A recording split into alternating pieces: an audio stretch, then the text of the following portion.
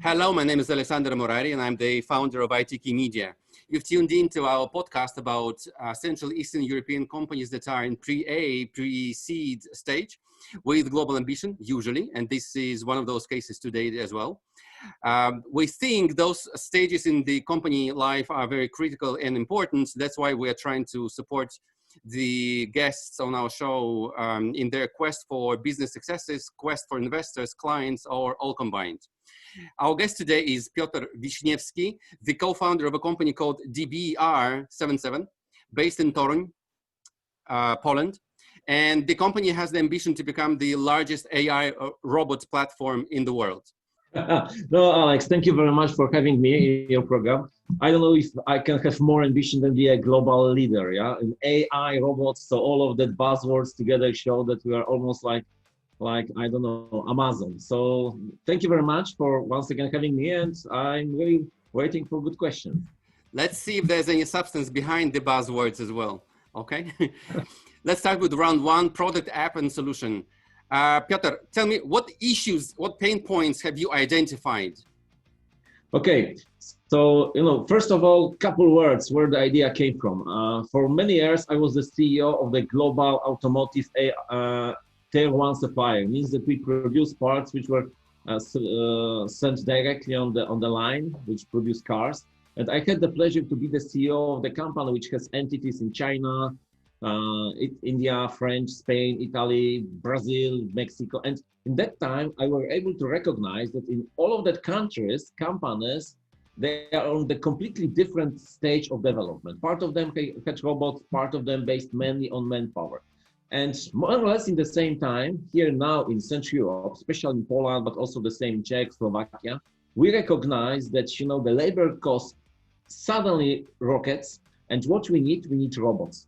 We decided to create a marketplace when we can connect both sides. Yeah, for one side, small companies, they need robots, they have no idea how to organize all of that process, how to make the concept of robotization, and also how to finance them. And from second side, small companies, many engineers who have no clue how to find clients, how to attract them, how to convince them for investment. So we organize a place where we can connect both sides together shortly. So another buzzword, a marketplace. So you're not only a robotics as a service, but also a marketplace. So basically you could call yourself what, an integrating company or like No. intermediary? Yeah, okay. Absolutely. Yeah, you touched the point, because we started 2-3 years ago with robot as a service as a concept. Yeah, well, what we recognize, if you don't know how to put the robot in place, what we can do all of the job for you. We will buy the robot, we will put the robot on the line, and we don't sell the robot, we will sell the result of his job. Yeah, this is traditional way how to switch the business model now. Yeah, we don't buy things, we use them. That was the concept we appeared 3 years ago. And more or less a year ago, we asked ourselves, okay, is it a case that in that way we are able to solve the biggest issue which we see now in our region, I mean lack of robots? And we answered no, because how many robots we can place? We as a company, 20, 50 per year? Even 50 is impossible, yeah? How to put the knowledge and connect two sides. From one, those who needs, and second, small companies who can make that implementation. And that was the idea of the platform, which is a marketplace, yeah? When from one side, we can share the knowledge, and so for second side, which is even more critical, we can change the traditional way how the market operates. Because, robots, this is not new concept on the world. Yeah, I don't know if you are aware, robots are like 50 years on the market. Yeah, the oldest companies which deliver robots are 50 years on the market. And the regular market is organized in very traditional way. I mean, there is a company which produce robots, like for example Fanuc or Mitsubishi in China and Japan. They deliver robots to countries.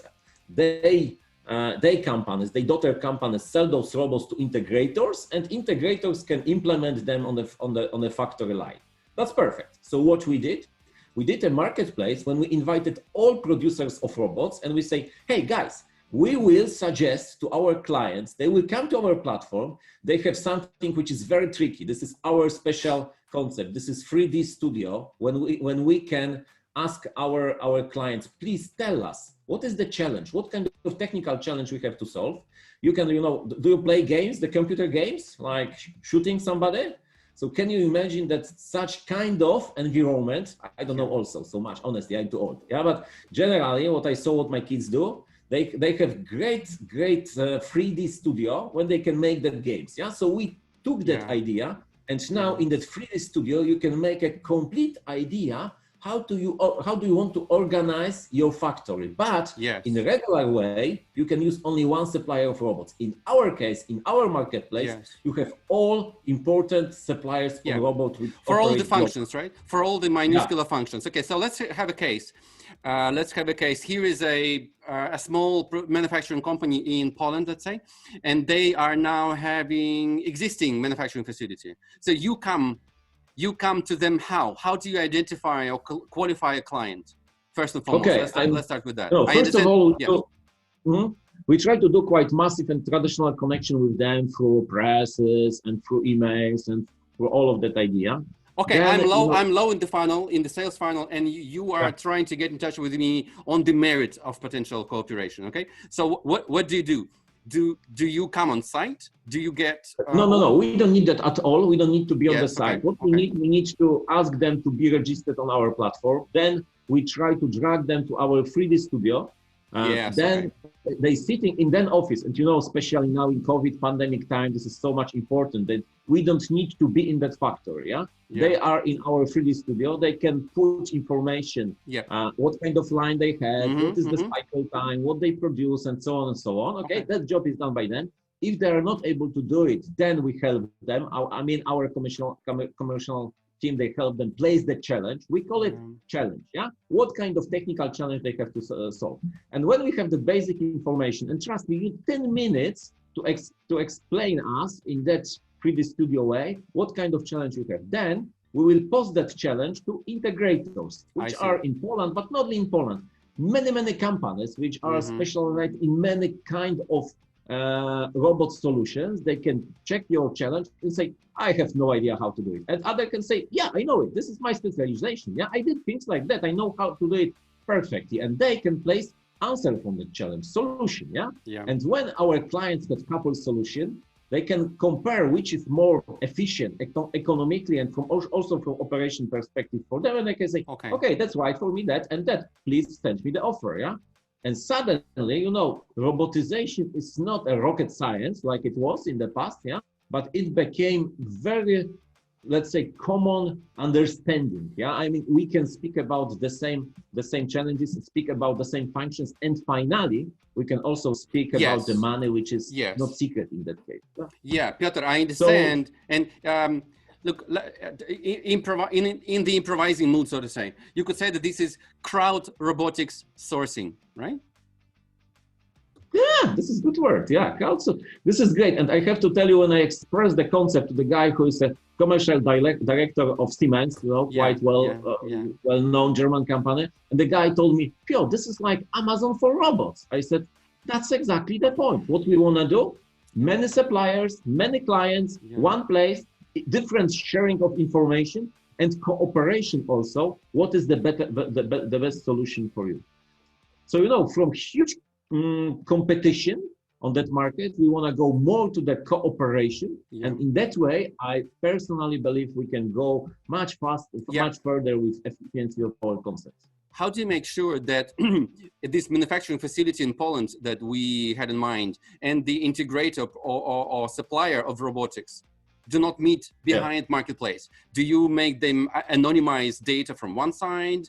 There is couple things which we try to do. Of course, to be 100% honest, I don't believe that we are able to avoid anything. Probably somebody will cheat us. But what we believe, first of all, we have internal regulation which says if you cheat us, we will fire you from our platform, and you can make a business once. That's all. If you cheat us, you will have no other option to make a business on our platform. This is one thing.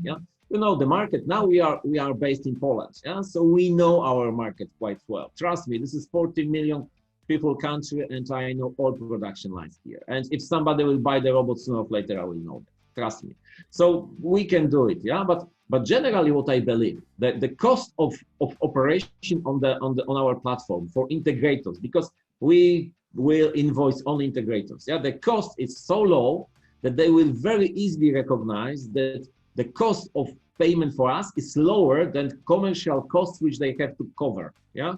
And anyway, this is much more efficient for them. So if somebody will want to cheat us, probably will cheat us. Yeah. But sooner or later, I do believe, I don't know Yes. how many times you cheat Airbnb. When I fly to Boston, to London, it's much easier and cheaper than Yes. the 7% which they normally take. Yeah. Yeah. And yeah, you can yeah. sleep well because when you use such kind of platform in the marketplace, you know that the risk of quality is much lower. Yeah. So using the platforms finally will be very beneficial for all sides. Yeah. Not only business to customer, also business to business. Piotr, when you say integrators on the supplier side, so to say, do you mean the producers of robots themselves or somebody No. else who is integrating, like, I don't No. know, Capgemini in similar Yeah, like you got Siemens, the point. Yeah. Siemens could be the same company, right? Yeah, exactly. When you are the supplier of robots, yeah, like for example, as I mentioned, like Fanuc or Kuka or Mitsubishi or a couple different very well-known names. Easy Yeah? robots. They produce robots, but by then don't install them. Yeah, they don't go to the plant and they don't sell them. Yeah, there. What they do instead of that, they try to organize a chain of integrators, companies which are localized in the country when they operate. Yeah. And the integrator buy the robot from them and place them in the factory. You know why? Because the cost of robot is less than half of the whole of the investment. Yeah. So you have to, and every single station is different. So you need the company who will invest the time and make the concept of the station, buy all of components and organize all of the things in the place. Yeah. So regular market is, as I said, producer of robots, integrators, and finally the final clients. And where we are somewhere in between integrators and final clients. And we try to show to clients, hey guys, there's many solutions which you can do, not only the one which actually the integrators with which whom you can speak can offer to you. Yeah. You're like a focal point, right? Basically between one side and another side. Okay, interesting. Until the end until the end of next year, how many integrators do you plan to have on the platform? Or providers? With integrators, for integrators, this is quite easy to be with us. And we opened our platform 3 weeks ago, 4 weeks ago, and at that moment we have like 40 integrators. So again, 14 or 40? 40. Yes, okay. 40. I estimate that in Poland we have active integrators like 250. So we have like 20% of that part of the market, but we are starting to make the relation with clients. Yeah, what is the point? Of course, when you start the platform, you have two sides, and they have to grow together. Yes. But my decision was that it will be much better and easier for me to have integrators ready, and then we will go with marketing to the final clients, because clients, when they start to operate on platform, they have to have answers, from integrators. So Piotr, you've attracted right now around 20% of the integrator market in Poland, okay? And do you plan now to try and attract clients as well? Yeah, exactly. We were waiting for that moment because we understood perfectly that there are two sides on the platform. From one side, we have integrators, and they are, let's say, waiting at that moment for the clients. It was much easier for us to tell them, guys, we have to start with that part of the site, and then we will go very soon with massive campaign to clients. In a nutshell, who are the most promising clients for the first 6-12 months, you would say, in Poland? Types of clients. Okay, we are looking companies which have regular productions. I mean, what is the best clients for us? First of all, robots are dedicated mainly for companies which have long production batches. Yeah, if something has to be changed on the production line constantly, it's very difficult to put the robot. Yeah, this is one point. Second point, we need companies which are not the biggest one, but because, for example, VW or Mercedes or GM in Poland, they have many robots on the factory side, so they don't need us. A regular great client for us is a middle-sized producer, like 200-400 people line, which operate in 2-3 shifts. And in such organization, our robots can be finally profitable. Yeah, so this is typical client for us. Okay, interesting. What's the business model? What is the business model? We have two business models at that moment. The main basic concept is that We are inviting investors. Please feel free, completely free of charge on our platform. You can use our design models. You can ask for offers. You can do whatever you want, completely for free. Then we have integrators, and when finally integrators make a deal, they place the offer which is accepted, and they will start the installation. We will charge the first year of the platform 1% of the total invoices which were raised. Yeah. But starting from November 2021, it will be 5%. We did a study on the market, and we believe that the 5% is still much less than regular cost which integrator has to cover in order to attract such clients. Yeah. But if the client would like to operate with robot in the business model of robot as a service, yeah, then we can also arrange that situation. Yeah. Then we have different stream of money because the station is not sold, but we can also monetize our business model based on that robot as a service formula. Mm-hmm. So you plan to have all the financial settlements between the parties or through marketplace as well? Yes, exactly. At that moment, this is organized in that way that we have all program management application on the platform. So when the finally integrator is chosen and the offer is accepted, automatically it is the model of program management, let's call it like that, is started. We create the agreement between them based on blocks. Yeah, it was the offer, so we know mostly what should be in the agreement. We create the offer automatically, and after the offer, the agreement, and then the agreement moves into the whole process. So we see all steps of installation, which is done physically in the plant. Yeah, but the discussion between sides is done on our platform. If they decide to switch off the platform and do it externally anyway, according to our general term of condition on the platform, they will be invoiced by us. I see. How many paying clients do you have now? I don't know. This is not a secret. No. What I mean, 1 to 5, 5 to 10, rather range than exact.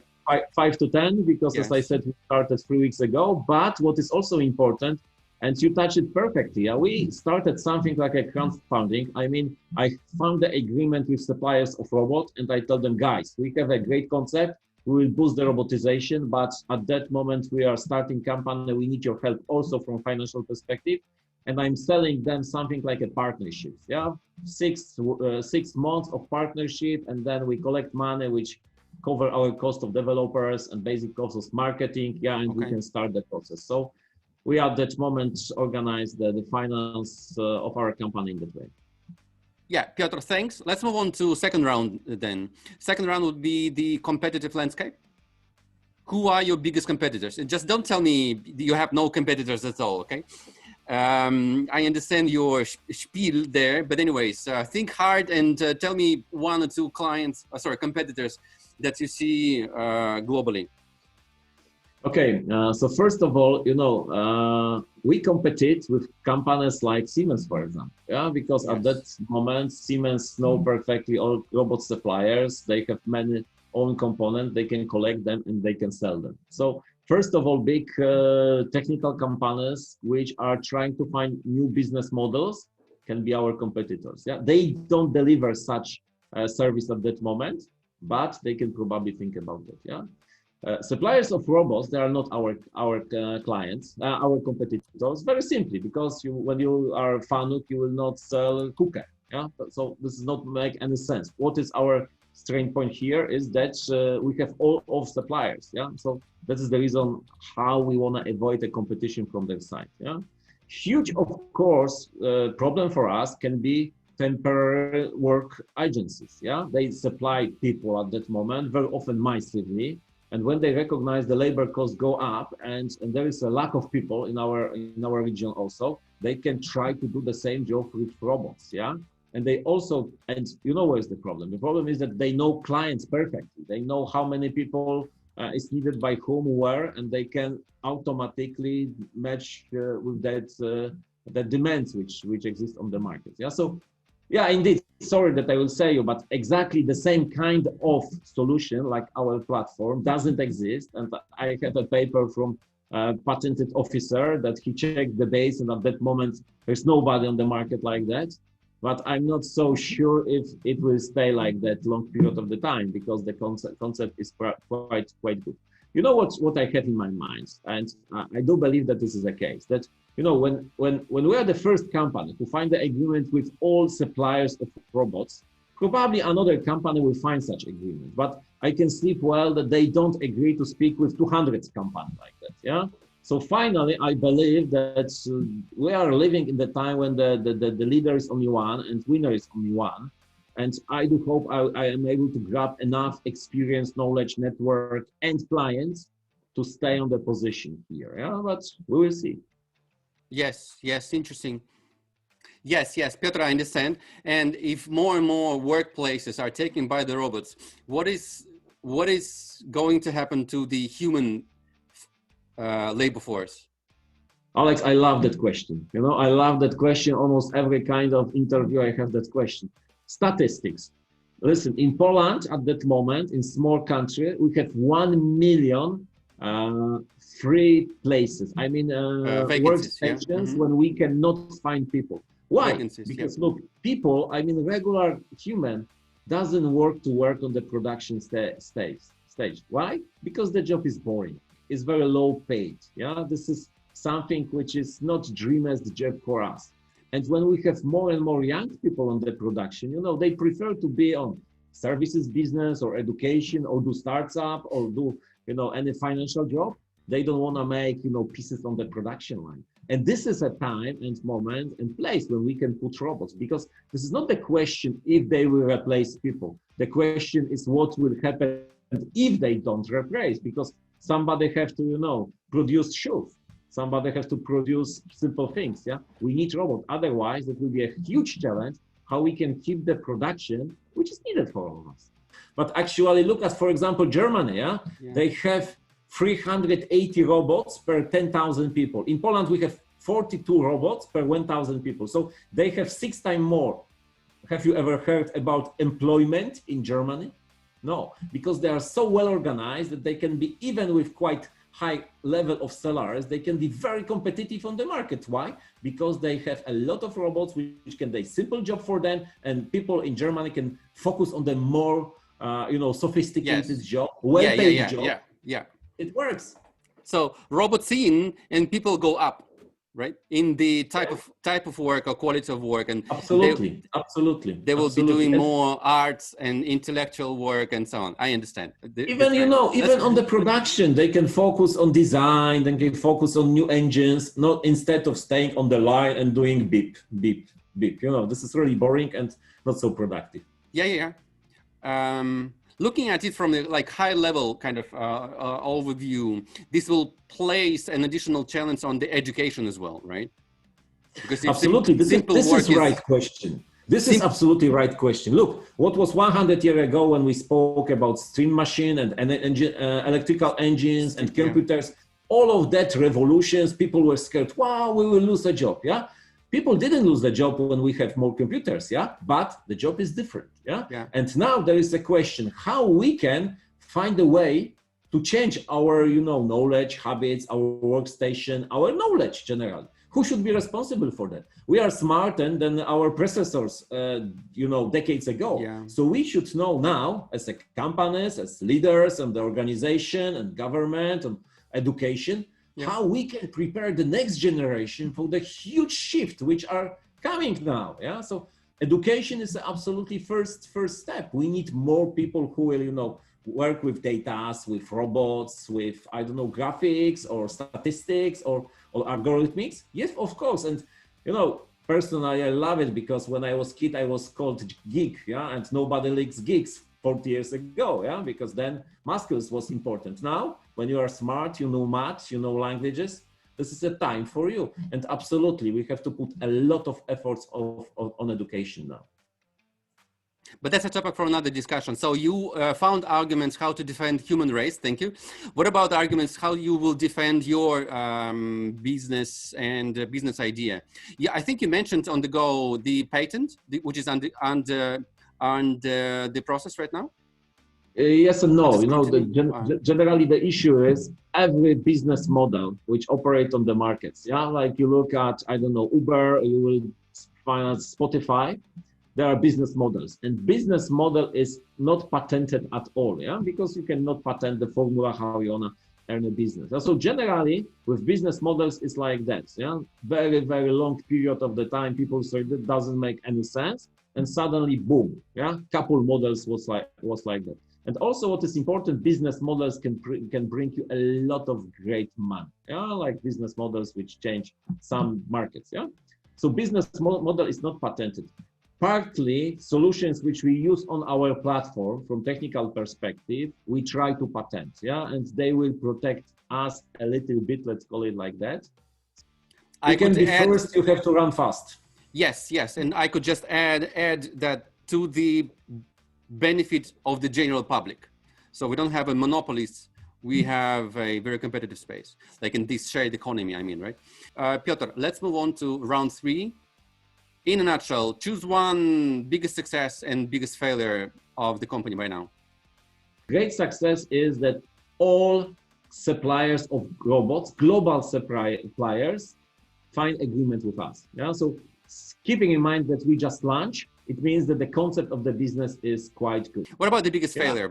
Biggest failure by now? You know, 3 times I was applying for Horizons 2020. This is a European program, how to wanna collect money for the research and also for developing of the company. I sent 3 times the application. Now I'm waiting for the answer, and I have the feeling that it will be, with all regrets, sorry, Mr. Wiśniewski, but we don't help you. So that was till now my biggest mistake. But I also try to see that as a success a little bit, because you know I have to learn a lot to make that application. We did it by ourselves. We didn't hire any other advisor here, and we had to do a lot of homework, understand our business much better, numbers and processes. And because of that application, we didn't start the platform half year ago. We were waiting for that money. Finally, we said, okay, we'll do it by ourselves, yeah, and we did it with our money and our own work, yeah. So that was not funny part of the story, but it was good lesson. What would you change here? Would you hire external advisors instead? No, we did it by ourselves, yeah. So this is done. Okay. Yeah, okay, thanks. Piotr, thanks. Let's move on to round 4, company and the team. And let's focus on the team, okay? Because we're running a little bit out of time. Round 4, the team. Piotr, tell us about the team. How many founding members do you have? Okay, and this is probably unusual story also, because our startup DBR77 is a part of the group which is DB77. Okay. This is a Polish small group of companies which I created 4 years ago. Previously, I was the CEO of international huge producer, yeah, and I asked part of the people from my previous team to join to my company. So 2 founders, part of me came from that time. There's a guy who is a great lawyer with international experience, and second guy, Marcin, is a chief of operation. Also from the time when I operate on the automotive market. So this is a core of the team. We are together more than 10 years, 4 years as owners of the company. So we have operation consulting team. Later we add people from robotization environment, let's call it very widely like that. And we have 25 people in the organization. And partly the organization is able to earn money of regular advisors. So we have a couple of clients when we do regular lean changes or restructurization processes. That's why our cash flow is positive from that side. Okay. And we can part-time work on our startup. Yeah. Okay. And this is the reason why we can say that we have very solid team, very experienced with many years of cooperation, but we are the startup. Why? Because the concept is completely new. But anyway, we know each other very, very well. Yeah, of course. That's a very effective formula for the company and for your development and controlling the process of, like, you know, growing the idea, but not very convenient for investors, I guess. So, and let's move on to, okay. And let's move on to the next round. This will be the final round, round 5, Formula F3, funding for the future. So as far as funding history by now, let's start with the figures. How much would you say has been invested into the company right now? I mean, DBR77. Yeah. More or less the range. You know, we just invest like 100,000 euro, more or less.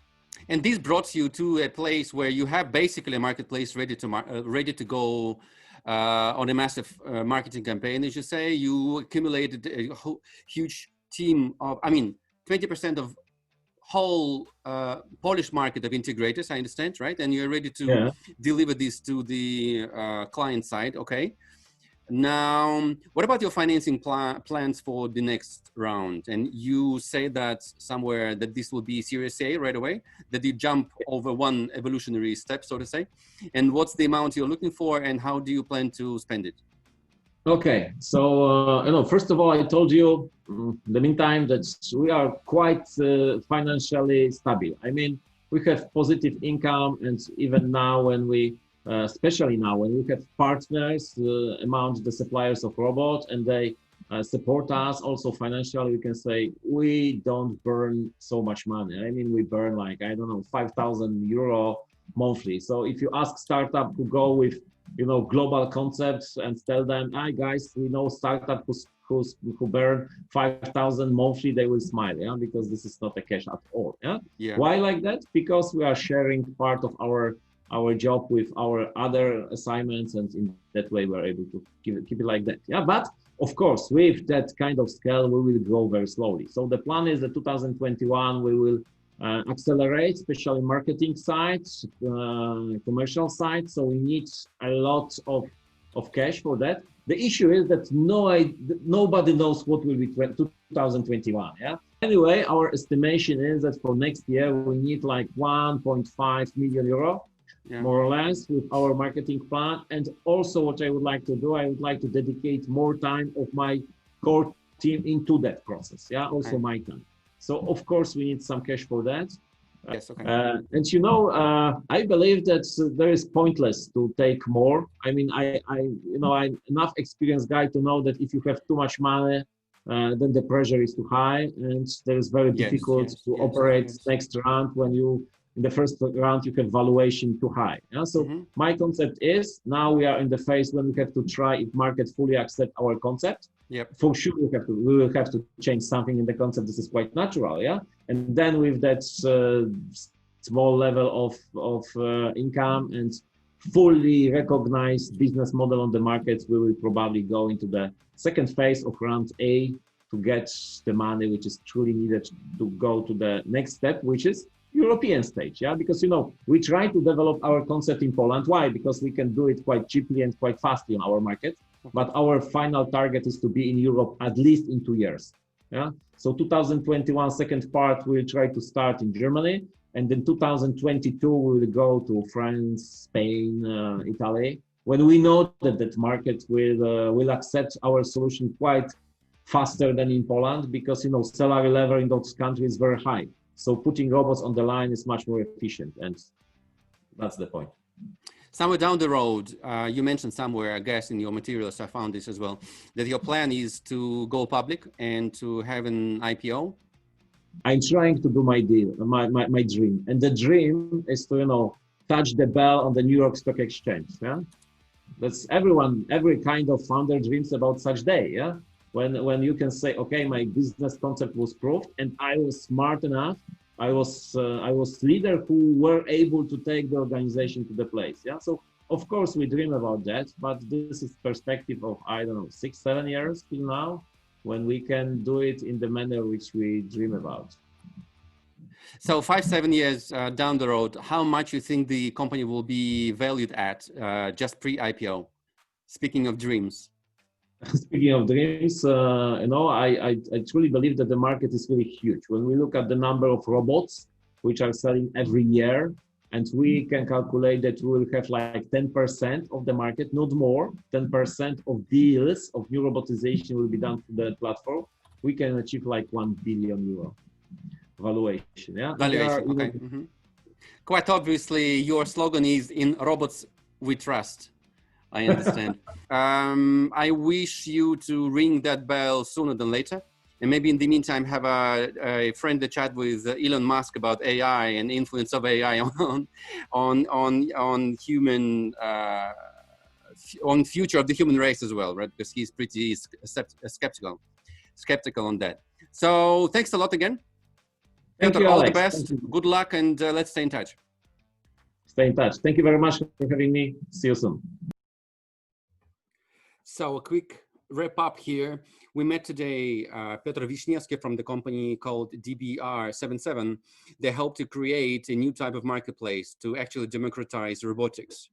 They're open for a VC investment of around 1.5 million euro that will boost their sales and marketing efforts.